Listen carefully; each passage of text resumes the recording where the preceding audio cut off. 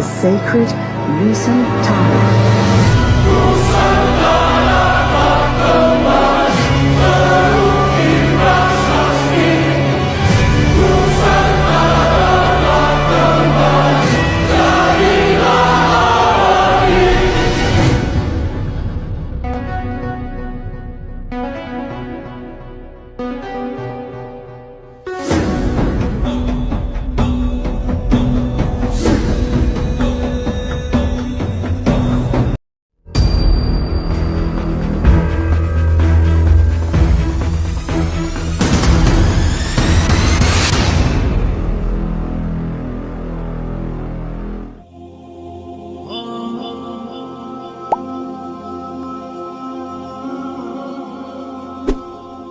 Allah Subhanahu wa Ta'ala memberikan tanbih kepada kita hamba-hambanya yang amanu wa taqwa. Sebagaimana firman Allah dalam surah As-Saff ayat 9. Allah berfirman, A'udzubillahi minasyaitonir rajim. Huwallazi arsala rasulahu bil huda wa dinil haqq liyudhhirahu 'ala ad-dini kullih walau karihal musyrikun. Dialah Allah yang mengutus rasulnya dengan membawa al-huda, yaitu Al-Qur'anul Karim, wa dinil haqq, dan agama Allah yang hak, yaitu ad-dinul Islam, liyudhhirahu 'ala ad-dini kullih, agar Allah menangkan di atas semua agama-agama ini, walau karihal musyrikun, walaupun orang musyrik benci, walau karihal kafirun, walaupun orang kafir benci, tetap Islam akan dimenangkan oleh Allah Subhanahu wa Ta'ala.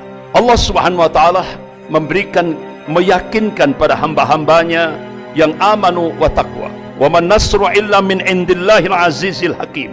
Jadi kemenangan itu datangnya dari Allah yang maha perkasa lagi maha bijaksana ini. Jadi masa depan ada di tangan Islam. Bahkan Allah berjanji wa taqwa. Sebagaimana firman Allah dalam surah As-Saff ayat 9.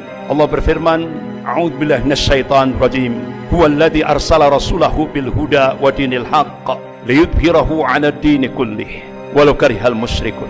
Dialah Allah yang mengutus rasulnya dengan membawa al-huda, yaitu Al-Qur'anul Karim, wa dinil haqq, dan agama Allah yang hak, yaitu ad-dinul Islam, liyudhhirahu 'ala ad-dini kullih, agar Allah menangkan di atas semua agama-agama ini, walau karihal musyrikun, walaupun orang musyrik benci, walau karihal kafirun, walaupun orang kafir benci, tetap Islam akan dimenangkan oleh Allah Subhanahu wa Ta'ala. Allah Subhanahu wa Ta'ala meyakinkan pada hamba-hambanya yang amanu wa taqwa, wa man nasru illa min indillahil azizil hakim. Jadi kemenangan itu datangnya dari Allah yang maha perkasa lagi maha bijaksana ini. Jadi masa depan ada di tangan Islam. Bahkan Allah berjanji, wa kana haqqan alaina nasrul mu'minin. Kewajiban kami, kata Allah, memenangkan golongan mukmin. Ini yang dikabarkan oleh Allah Subhanahu wa Ta'ala kepada hamba-hambanya yang amanu wa taqwa. Bagaimana kita melihat reaksi daripada golongan kafir, terutama sekali lembaga-lembaga riset dunia, pakar-pakar sejarah dunia. Salah satu di antaranya yaitu Arnold Toynbee. Beliau pakar sejarah dari Britania. Tahun 1954 dia sudah melakukan riset, dan hasil risetnya ini dibukukan, dan bahkan buku itu jadi bestseller. Judulnya Civilization on Trial, ujian atas peradaban. Arnold Toynbee ini seorang pakar sejarah. Dia mengakui bahwa dia seorang kafir yang kafah, tapi karena dia pakar sejarah, dia objektif. Ditulis dalam buku Civilization on Trial itu, Islam pernah memimpin dunia ini sepanjang 1353 tahun, dan itu diakui oleh pakar-pakar sejarah dunia, baik muslim maupun non-muslim. Kemudian dia tulis dalam bukunya Civilization on Trial itu, peradaban Islam ini akan menjadi tantangan terberat bagi kapitalisme global. Dan dia tulis, pusat komunisme internasional akan tumbang, bahkan kapitalisme Amerika akan tumbang. Dia menulis dunia Islam akan kembali memimpin dunia ini. Artinya apa? Dia seorang pakar sejarah non-muslim, dia objektif, dia tulis itu. Dia yakini bahwa masa depan ada di tangan Islam. Tapi di akhir tulisannya, dia tunjukkan bahwa dia sebagai seorang kafir yang kafah. Dia berdoa, semoga itu tidak terjadi. Bahkan agar lembaga riset dunia milik golongan kafir, yaitu The Pew Forum on Religion and Public Life, dia melakukan Allah yang tahu. Beberapa ulama-ulama dunia, salah satu di antaranya yaitu Wakil Sekjen Rabithah Ulama Palestina di Bilad Syam. Beliau adalah Syekh Dr. Abu Bakar Al-Awawidah. Selama di penjara Israel, beliau mencoba melakukan riset dengan pijakan Al-Quran dan As-Sunnah dan kitab-kitab yang ditulis oleh ulama-ulama Ahli Sunnah. Akhirnya beliau mengambil satu kesimpulan.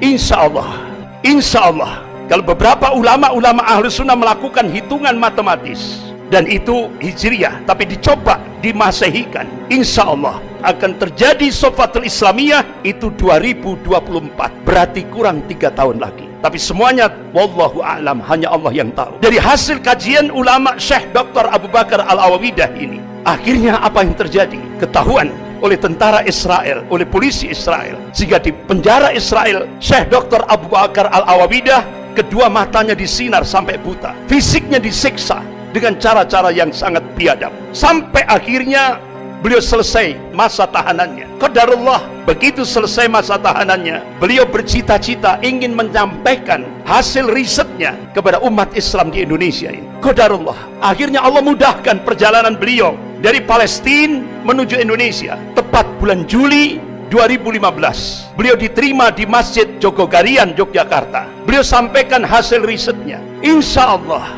berdasarkan nas-nas syar'i, Allah Subhanahu wa Ta'ala akan memunculkan pemantik awal kebangkitan Islam global dari arah timur. Kata beliau, insya Allah dari Indonesia. Akhirnya sampai beliau meneteskan air mata dengan suara yang terbata-bata. Wahai umat Islam Indonesia, genapi syarat-syaratnya supaya kalian layak dipilih oleh Allah menjadi pemantik awal kebangkitan Islam global, yang puncaknya, puncak kemenangan Islam di akhir zaman sebagaimana yang ditakdirkan oleh Allah Subhanahu wa Ta'ala. Rasulullah mengabarkan, qala Rasulullah sallallahu alaihi wasallam fi Baitul Maqdis wa akna fi Baitul Maqdis. Ini hadis sahih rawahu Ahmad. Jadi pusat kemenangan Islam di akhir zaman Allah takdirkan di Baitul Maqdis dan di sekitar Baitul Maqdis, Palestina, bukan di Mekah, bukan di Madinah. Inilah yang dikabarkan oleh Rasulullah sallallahu alaihi wasallam dan satu hadis sahih rawahu Ahmad. Tapi pemantik awal itu diharapkan akan muncul dari arah timur, yaitu Indonesia.